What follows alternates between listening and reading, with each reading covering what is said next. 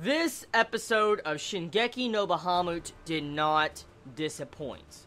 I had a lot more fun watching this episode than even the first episode, and I enjoyed the first episode, especially with all the mythological themes and the pagan mythology, and the way they mixed in all these different mythologies together with Helheim, demons, different things like Thor and Odin and stuff like that in the first episode, and seeing how this episode actually fleshes itself out and gives us more details on the plot. I enjoyed this episode a lot. I'm really enjoying this series, and the potential of this series is really high. So far, the series still has to work up its overall major plot, but I am enjoying it. I am really enjoying this, and this once again shows how much potential this series can have. Now, with this episode, I want to talk about something that probably could be easily missed. It's important, I think, later on down the road. It's definitely going to play a major role way down the road in this series. I want to talk about that one bounty hunter. The bounty hunter that's like a rival or wants to get revenge against Favaro, our main male character. Well, I think that dude's name is Kaiser. I want to call him Kaiser, okay? So if I mess up, I'm very sorry. I want to say it right now. I'm very sorry if his name is wrong. But I think his name is Kaiser.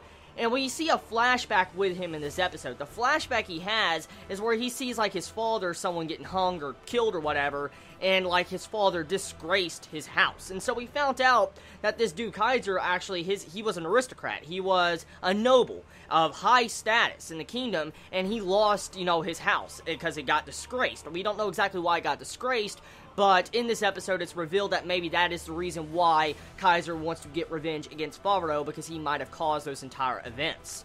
That's the possibility and theory I'm going to have right now. Now, looking past that, I want to talk about something real quick. Chibi pointed out last week about Helheim. They said that that entire term actually means the underworld or hell. And that right there made my eyes like, holy shit, when I heard that, because after this episode, I actually realized something. Our main female character is trying to go to Helheim. And we know for a fact she's a demon. And technically, since it's in mythology, it is the underworld and hell. A demon, of course, his home would be underworld or hell. So that right there is just pretty freaking crazy. The mythology we're having right there that's being fleshed out in this series. And then the entire factor of how she gave Favaro a demon tail. Like, he had it last week in the last episode. I didn't talk much about it.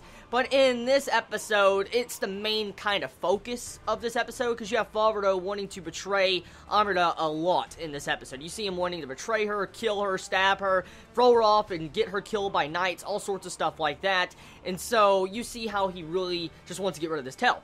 And technically the reason why he has his tail is because he said he knew how to get to Helheim, and he lied about it.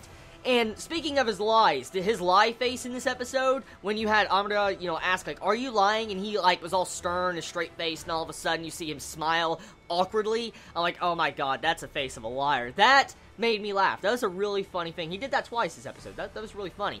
But overall, finding out that at first, this entire episode focused on him to try to understand that he needs to help out this girl, because he's not going to be removing this tail without helping her, even though he has no idea where to find this place. I'm just going to take a guess it's somewhere in the north.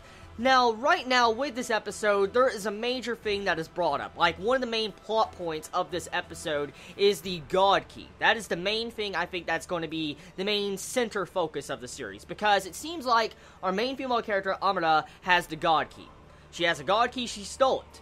And supposedly at the end of this episode, after the ending song, you have these demons talking with each other, and you're like, well, like, I wonder who she's going to give that God Key to, and where at. I mean, that's exactly what they brought up. So Amrita has the God Key. We don't technically know what the God Key is. We also have a bunch of gods talking at the beginning of this episode, and so there's a lot of mythology in this, and I wonder exactly where they're going to take the story with this God Key, and I want to take a guess right now and say that the God Key is going to be given to Favaro. I'm going to say it right now. Most likely, that God Key is going to be given to him, and he might unlock some powers or something. I'm just saying that.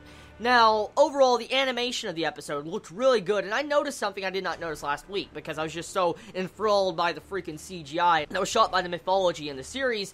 There is red lines.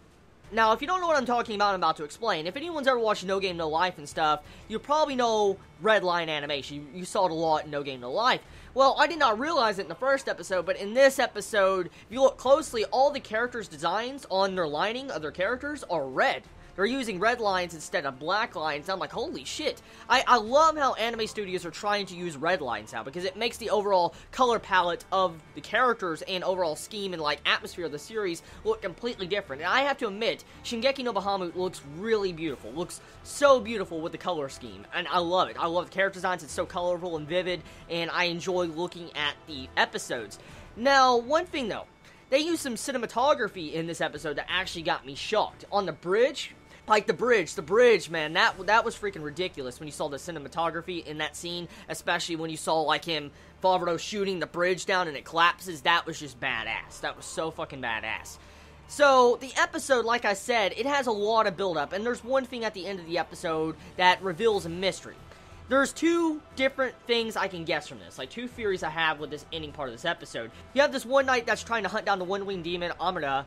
He pulls out a pendant, and this pendant is explained by our main female character, Amida, that she is looking for her mother. Her mother has the exact same pendant as her, and the pendant that the knight has was the exact same pendant that our demon girl had.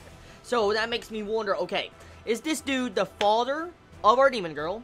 Or did he kill the mother of our demon girl? Or did the mother of Amida, you know, give that knight her pendant to give to her?